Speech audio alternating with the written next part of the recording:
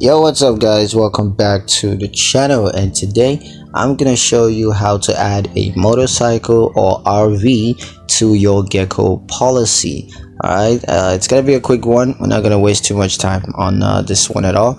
Just gonna give you guys a very quick step-by-step guide on how to get this done. So let's jump into it. Now the first step obviously is going to be to log into your Geico account.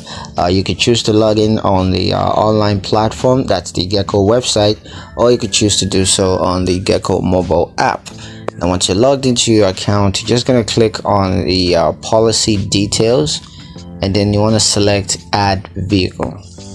And the next thing you're going to do is to enter the vehicle's make, model, and year. And you might also be required to provide additional details about the vehicle, including its value as well as usage. So go ahead and provide all those details, and once you're done, you're going to review and update your coverage options as needed, and you may need to confirm the changes to your policy, and be sure to go over that and check that out carefully. And once that's done, Geico is going to take care of the rest, and yeah, you're pretty much done.